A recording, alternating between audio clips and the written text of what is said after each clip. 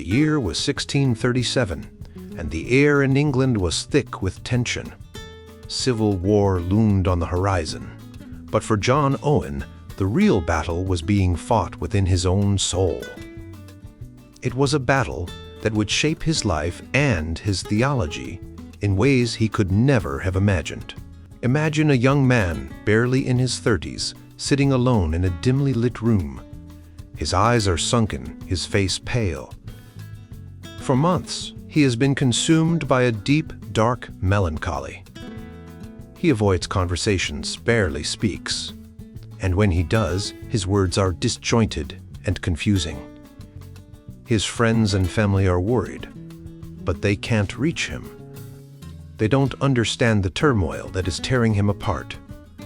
John Owen, a brilliant scholar and a man of deep faith, was grappling with questions that seemed to have no answers. How can I be saved? He asked himself over and over. The more he searched, the more lost he felt. His mind was a maze of doubt and fear, and he found no solace in the world around him. But then something changed. One day, after months of suffering, Owen had a profound realization. It wasn't his own efforts or his own righteousness that could save him. It was the grace of God freely given through Jesus Christ. This revelation was like a light breaking through the darkness. Owen felt a sense of relief and assurance that he had never known before. It was as if a heavy burden had been lifted from his shoulders. This experience would shape Owen's entire life and career. He became a fierce advocate for the doctrine of justification by faith alone, a core belief of Calvinism. For Owen, this wasn't just a theological concept. It was a lifeline that had saved him from the depths of despair. As the years passed, Owen's influence grew. He became a prominent figure in the Puritan movement, a group of religious reformers who sought to purify the Church of England from what they saw as the corrupting influences of Catholicism. But the road ahead was far from smooth. The civil wars that ravaged England in the 1640s and 1650s brought new challenges and new questions. Owen's journey was not just a personal one. It was part of a larger story of faith, politics, and the struggle for religious freedom. His experiences and his teachings would play a crucial role in the debates that shaped the future of England and its church. But the story doesn't end there. As the Puritan Revolution unfolded, Owen found himself at the center of a complex web of political and theological disputes. His fellow Puritans, like Richard Baxter, had different ideas about how to achieve a reformed church. Baxter, for example, believed that human effort and moral responsibility had a place in salvation. This put him at odds with Owen, who maintained that salvation was a gift from God, not something earned by human works. The tensions between these two men and their followers would define the religious landscape of England for decades to come. As the Puritan Revolution reached its peak and then began to unravel, Owen and his allies fought to keep the flame of Calvinism alive. But the challenges were immense, and the future was uncertain. In the next chapter, we will explore the rise of the dissenting brethren, a group of Congregationalists who played a crucial role in the religious debates of the interregnum, led by men like Thomas Goodwin, Philip Nye, and John Owen. They sought to create a national religious settlement that would reflect their Calvinist beliefs, but the death of Oliver Cromwell in 1658 would throw their plans into disarray, and the return of the monarchy would bring new challenges and new questions. The story of John Owen and the Puritan Revolution is a story of faith, struggle, and the enduring quest for truth. It is a story that continues to resonate today, reminding us of the power of belief and the complexity of human experience. In the 1640s, a group known as the Dissenting Brethren, which included Congregationalists, spent a lot of time trying to stop the Church of England from becoming a mandated Presbyterian church. They believed that the state should have some control over the church to ensure it stayed true to the gospel. But they didn't want a rigid system where smaller church groups had to follow strict rules set by larger ones. The Congregationalists had to deal with two main groups: the Erastians, who thought the state should be part of the church, and the Scottish Presbyterians, who believed the church should be separate from the state. The dissenting brethren tried to find a middle ground. They thought the state should protect the church from false teachings. But each local church should be able to manage its own affairs and discipline its members. After the English Civil Wars and the execution of King Charles I, there was a period of limited religious tolerance. This gave radical groups more freedom to spread their ideas. Some of these groups, like the Socinians, were seen as dangerous because they rejected the idea of the Trinity. The Arminians, who had different views on salvation, also became more prominent. The dissenting brethren, including important figures like John Owen and Thomas Goodwin, had to create confessions of faith that would unite believers and control these radical groups. In 1652, John Owen and other congregational leaders criticized the Rump Parliament for not doing enough to stop the spread of these radical ideas. They believed the government should protect and promote true Christian teachings. They proposed the humble proposals, which included ideas like making sure every parish had a good Orthodox minister and that these ministers were supervised and disciplined if necessary. They also suggested that people who disagreed with the state's religious views should meet in public places known to the government. To support these proposals, the dissenting brethren wrote the Principles of Christian Religion. This document was signed by several important leaders, including John Owen, Thomas Goodwin, and Philip Nye. It outlined 16 key beliefs that were meant to define the boundaries of acceptable Christian teaching.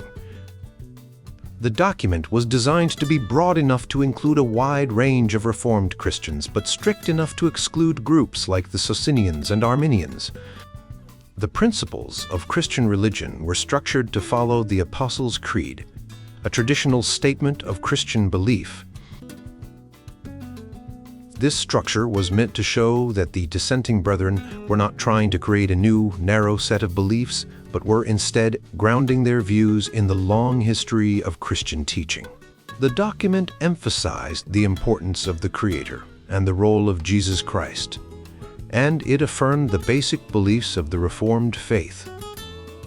However, the Principles of Christian Religion faced criticism from those who feared the Congregationalists were abandoning the idea of religious tolerance. Some people worried that the government would use the principles to suppress any views that didn't align with the state's approved beliefs. Despite these concerns, the principles were a significant step in the Congregationalists' efforts to create a stable religious system in England. When the Rump Parliament was dissolved in 1653, the new Protectorate, under Oliver Cromwell, took over. The instrument of government which established the Protectorate called for a public profession of Christian faith, but was more vague about the details. This vagueness meant that the Puritan divines needed to create a more specific confession of faith to define the boundaries of the state church. In 1654, the new confession was drafted. It was similar to the Principles of Christian Religion, but was modified to be more inclusive. However, it still faced criticism from those who wanted a more lenient approach, like Richard Baxter, who believed the basis for union should be as broad as the Apostles' Creed. The new confession, like the Principles, was an attempt to find a balance between maintaining orthodoxy and allowing for some diversity of belief. It was a step toward the Savoy Declaration, which would be the final and most detailed confession of the Puritan era, completed in 1658. The Savoy Declaration aimed to enforce strict Calvinist beliefs while allowing some groups to gather outside the state church as long as they did not challenge the confessional standards. Throughout these efforts, the dissenting brethren faced the challenge of balancing the need for a clear Orthodox religious system with the desire for religious tolerance. Their confessions of faith were attempts to create a stable and unified church that could coexist with the state while remaining true to their Reformed beliefs. In the early days of the Protectorate under Oliver Cromwell's rule, there was a strong desire among the godly to find unity. This wasn't just a casual wish. It was a serious effort that involved multiple attempts to bring different religious groups together. Historians have often overlooked or misunderstood these attempts, but it's important to get the chronology right to understand the full picture. In February 1654, two significant meetings took place. The first was initiated by Cromwell himself. He brought together Presbyterian and independent divines to discuss the purging of the ministry. This meant they were trying to clean up the church by removing ministers who were not considered godly enough. Archibald Warriston, a Scottish lawyer and politician, noted in his diary that Cromwell met with prominent figures like John Owen Goodwin and others to talk about this. A few weeks later, on 2 March, a follow-up meeting was held to establish the Triers, who are responsible for vetting ministers. The second meeting in February was organized by John Dury, a man known for his efforts to bring different religious groups together. Dury arranged a series of conferences at Blackfriars, where leading Congregational and Presbyterian ministers met to try to find common ground. They wanted to draw up a full and satisfactory form of agreement that would focus on fundamental beliefs to avoid disagreements. Dury wrote to Richard Baxter, a well-known Presbyterian, about these meetings, emphasizing the importance of unity and peace among the godly.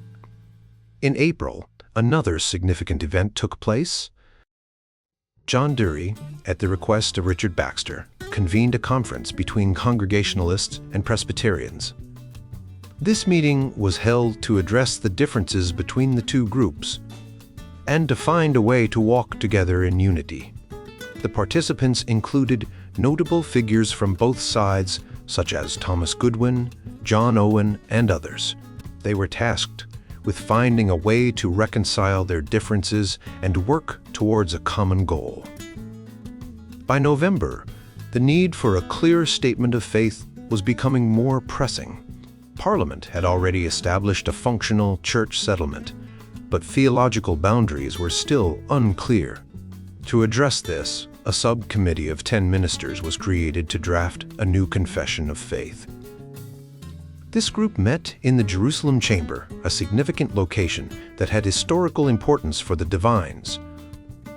The subcommittee included both Congregationalists and Presbyterians, reflecting the ongoing efforts to find unity. The goal was to define the fundamentals of faith as outlined in the Instrument of Government, the document that established Cromwell's rule. The new Confession of Faith, which emerged from these meetings, was a modified and more theologically restrictive version of the principles of Christian religion. It tightened its theology in several ways, making it more explicitly reformed. For example, it emphasized that fallen humans are unable to do any good without God's grace, and it rejected the possibility of salvation for those who had never heard the gospel. These changes were significant and would have excluded some groups, like the Arminians, from the Orthodox fold. Despite these efforts, the new confession did not achieve the desired unity. It was presented to Parliament on the same day that John Biddle, a controversial religious figure, was arrested and his books burned. This event highlighted the religious tensions and anxieties of the time. Cromwell later intervened to secure Biddle's release, but the failure of the new confession to gain widespread acceptance was clear. The following year, in 1658, the Second Protectorate Parliament faced similar challenges. The Humble Petition and Advice, a document calling for a new religious settlement, explicitly required a confession of faith to be held forth as the public profession of the nation. This led to debates in Parliament about whether they needed to settle the church or just the fundamentals of religion. In the end, they decided to call an assembly of divines to advise on matters of religion, but the exact nature of their task remained unclear. In late 1658, with Cromwell's health failing. Philip IX led a group of Congregationalist ministers in a religious convocation at Savoy Palace. This meeting, known as the Savoy Assembly, produced the Savoy Declaration, a document that has been the subject of much debate among historians. Some see it as a national, religious settlement, while others view it as a denominational document for England's Congregational Puritans. Regardless, it was a significant attempt to define the religious landscape of the time. These events show that the desire for religious unity was a constant theme during the Protectorate. Despite the efforts of Cromwell, Dury, and other leaders, achieving this unity proved to be a difficult and often elusive goal. The tensions between different religious groups and the need for a clear unifying statement of faith continued to shape the religious and political landscape of England during this turbulent period. The Savoy Divines, a group of religious leaders, began their work by referencing an earlier document, the Articles of Religion, which had been approved by both Houses of Parliament. They emphasized that their work was not based on the Scottish Confession of Faith, as many historians have assumed. Instead, they followed the Articles of Religion, which were approved by Parliament on June 20th, 1648. This version of the Westminster Confession of Faith, known as the Articles of Christian Religion, was a document that the Savoy Divines and their counterparts in New England and Scotland all agreed upon. The Savoy Divines believed that confessions should focus on matters of faith, not on church governance. They argued that including church governance in a confession of faith could lead to unnecessary divisions among believers. Parliament had previously removed sections on church governance from the Westminster Confession, and the Savoy Divines followed this approach. They wanted to avoid creating a document that would cause further dissent among Christians.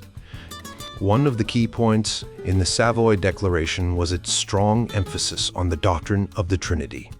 The Divines stated that the doctrine of the Trinity was the foundation for all their communion with God and their dependence on Him. This was a response to the growing threat of Socinianism, a movement that rejected the traditional understanding of the Trinity. The Savoy Declaration also included a detailed explanation of the covenant of grace, emphasizing that salvation comes through faith in Christ alone. They highlighted that Christ's obedience to the law and His death on the cross were the basis for justification. The Savoy Declaration was not just a congregational document. It had national implications. The Divines saw it as a potential basis for a national confession of faith. They believed that a confession should focus on core theological beliefs and not on specific forms of church governance. This approach was in line with Parliament's earlier decision to remove the chapters on church governance from the Westminster Confession. When the Savoy Declaration was brought to publication, it faced resistance from the Stationers' Company, a powerful group that controlled printing in England. The Stationers initially refused to publish the document, but they eventually relented under pressure from Philip IX, one of the leading divines. The Stationers agreed to publish the confession because it was based on the Westminster Confession, which they had already approved. The Savoy Declaration gained further support when Louis Dumoulin, a former member of the Westminster Assembly, published a document recommending that Parliament adopt either the Savoy Confession or a modified version of the Westminster Confession. Dumoulin argued that England needed a clear confession of faith to define the true Protestant religion and to limit the spread of heretical beliefs. When Parliament reconvened in 1660, they adopted a modified version of the Westminster Confession, which excluded the chapters on church governance. This decision aligned with the Savoy Divines' approach and reflected Parliament's preference for a confession of faith that focused on core theological beliefs rather than specific forms of church governance. The Scottish Presbyterian James Sharp, who was in London to promote the Scottish Presbyterian position, was alarmed by the influence of the Congregationalists. Sharp reported that the Congregationalists were using the Savoy Confession to prevent the imposition of the original Westminster Confession. Parliament, however, resisted the pressure to adopt the full Westminster Confession and instead approved the modified version, which was similar to the Savoy Confession. The Humble Petition and Advice, a document from 1657, called for a new confession of faith to be adopted as the public profession of the nation. This confession was to be theologically restrictive, defining the true Protestant religion and protecting it from heretical beliefs. However, the petition also emphasized that the confession should not be imposed on people's consciences. Instead, it should be used to promote godliness and to protect the state from disruptive heresy. The Savoy Declaration and the modified Westminster Confession were both designed to maintain Reformed orthodoxy while allowing for limited toleration. The divines believed that a confession of faith should be a tool for promoting unity and protecting the state, not a means of enforcing conformity on matters of church governance. This approach reflected the broader national mood in England, which favored confessional conformity over strict ecclesiastical control. Milton was a man who lived in a time of great change in England. Born in 1608, he was baptized into the Anglican Church, but as he grew older, he began to question the beliefs and practices of the Church. His life spanned one of the most turbulent periods in English history, and these changes deeply influenced his thinking. Milton was a strong believer in individual freedom, especially in matters of religion. He thought that people should be free to read and interpret the Bible for themselves without being told what to believe by the church or the government. One of the key ideas that shaped Milton's thinking was the concept of Protestantism. For Milton, being a Protestant meant two main things. First, that the Bible is the only true source of religious authority, and second, that faith should not be implicit. Implicit faith means believing something just because the church says it's true, without checking it against the Bible. Milton thought this was wrong. He believed that people should always question and think for themselves, especially when it comes to matters of faith. Milton's ideas about Protestantism were not just about personal belief. They also influenced his views on politics and society. He wrote many works arguing for freedom of speech and the press, and he believed that people should be allowed to practice their religion without interference from the government. This was a radical idea at the time, especially since the government and the church were closely linked, and dissent was often punished harshly. In 1673, Milton published a book called Of True Religion. This book is important because it clearly lays out his ideas about what it means to be a true Protestant. He argues that as long as someone follows the Bible and doesn't just accept what the church says without question, their faith is true. This means that different people can have different beliefs, as long as they are based on the Bible and not just on what the church teaches. Milton's ideas about Protestantism were a big change from the traditional view. In the past, being a Protestant meant believing in specific doctrines, like those taught by John Calvin, but Milton thought that the most important thing was the structure of belief, not the specific doctrines. This meant that Protestantism could support a wide range of beliefs, as long as they were based on the Bible and individual interpretation. Milton's emphasis on individualism and toleration was ahead of his time. He believed that true religion should be about personal freedom and critical thinking, not about following a set of rules imposed by the church.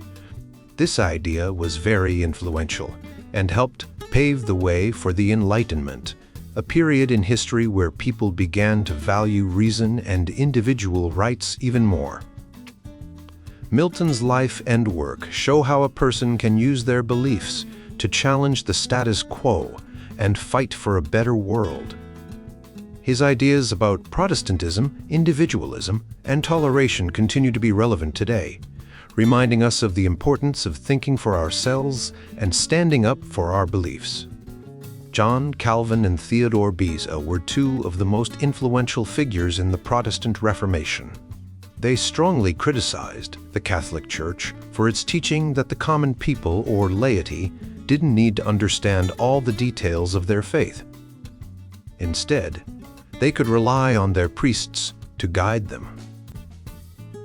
Calvin and Beza thought this led to ignorance and a lack of personal faith. Calvin argued that faith should be based on knowledge, not just blind trust. He believed that every Christian should read the Bible and understand its teachings. This was a radical idea at the time, as the Catholic Church often kept the Bible in Latin, which most people couldn't read. Calvin and Beza wanted to make the Bible accessible to everyone, so they translated it into the languages people spoke every day. The English Puritans, who were also part of the Reformation, shared these views. They believed that true faith required a deep understanding of the Bible. They criticized the Anglican Church for not demanding enough from its members. The Puritans wanted everyone to be able to explain their beliefs and to live a life that reflected those beliefs. John Milton, a famous English writer, was deeply influenced by these ideas. He believed that true religion meant reading and understanding the Bible for yourself. He thought that relying on others to tell you what to believe was dangerous. In his writing, Milton often talked about the importance of personal faith and the dangers of implicit faith, which is when you believe something just because someone else tells you to. Milton believed that truth is something you have to discover for yourself. He used a powerful image to explain this. He said that truth, like the body of a god, had been cut into pieces and scattered around the world.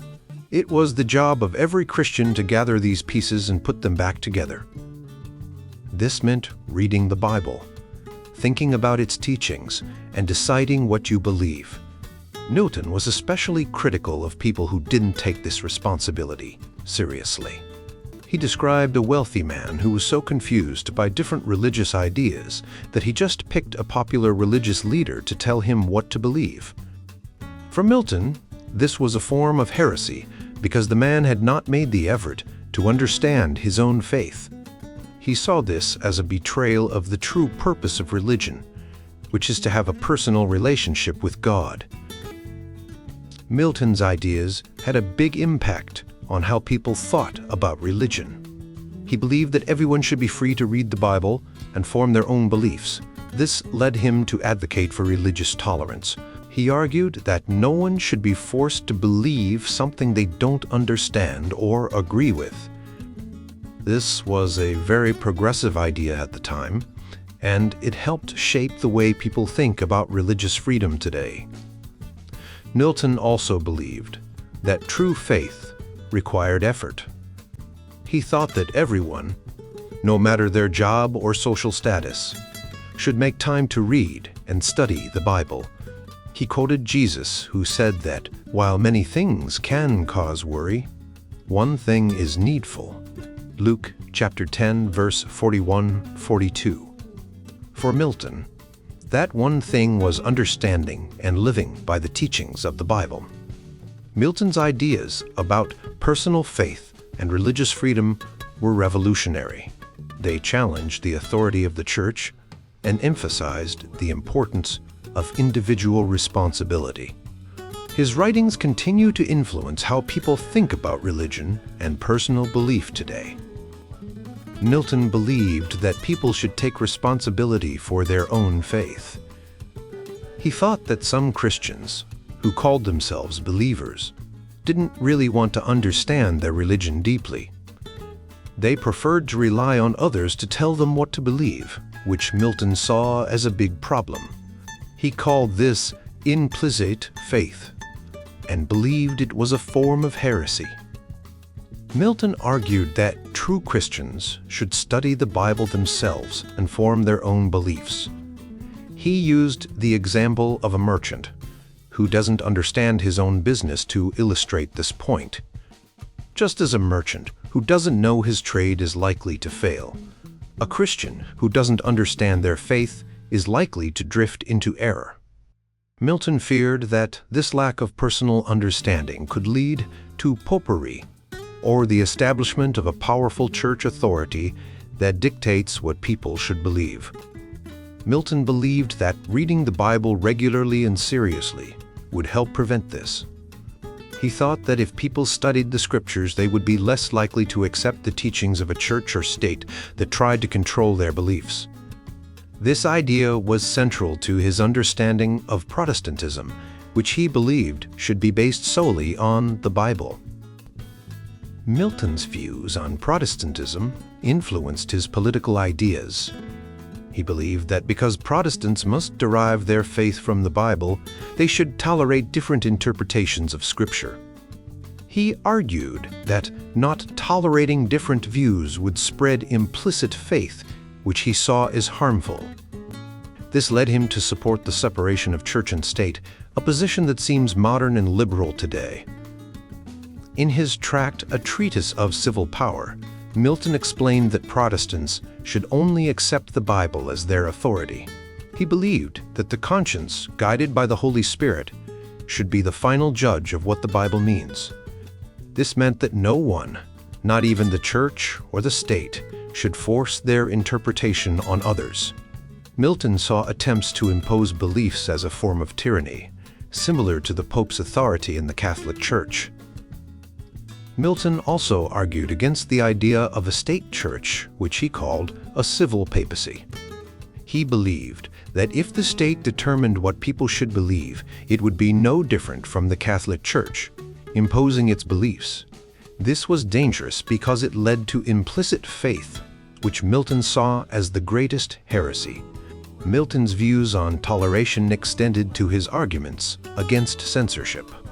He believed that censorship was wrong because it prevented people from engaging with different ideas and forming their own beliefs.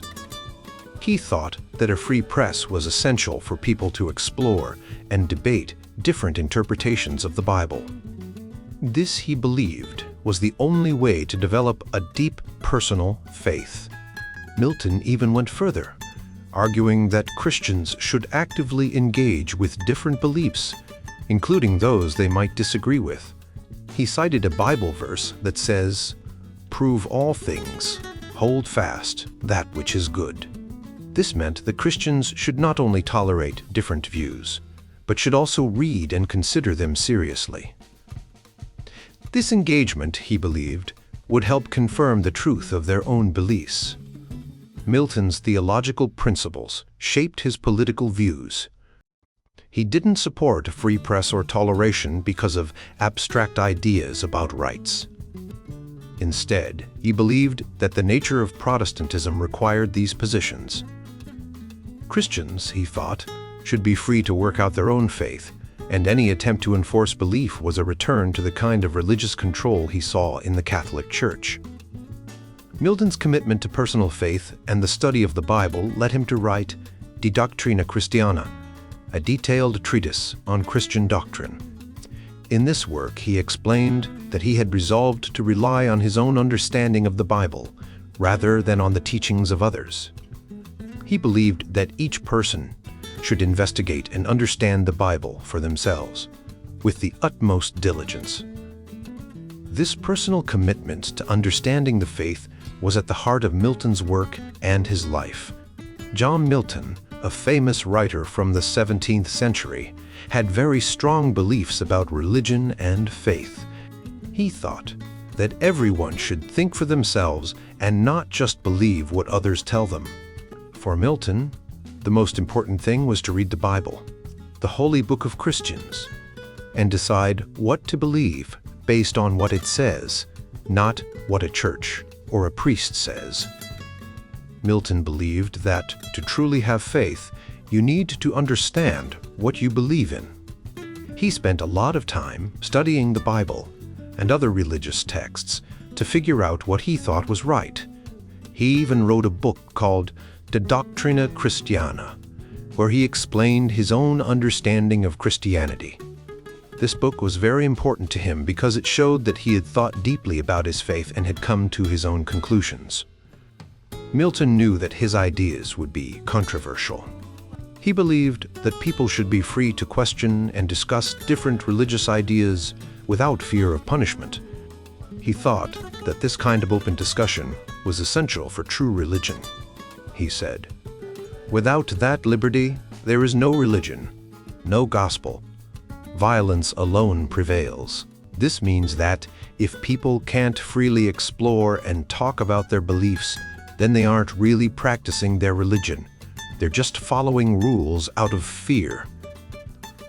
One of Milton's most controversial beliefs was that the idea of the Trinity, where God is three persons in one, couldn't be proven by the Bible. He also didn't believe in the idea that the soul is immortal or that the world was created out of nothing. These ideas were very different from what most Christians believed at the time, and they got him into trouble with the church. Milton's approach to religion was very rational. He wanted to understand everything he believed in, and if something didn't make sense to him, he wouldn't accept it.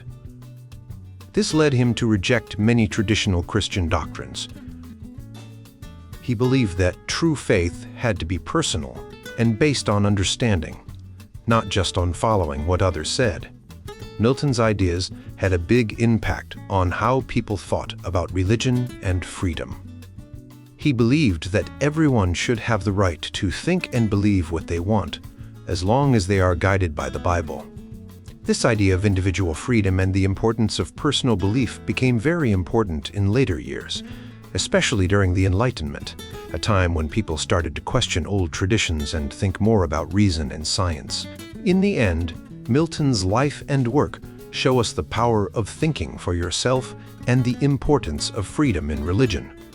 He believed that true faith comes from understanding, and that everyone should have the right to explore their beliefs without fear. These ideas are still relevant today and remind us of the importance of questioning and thinking deeply about what we believe in.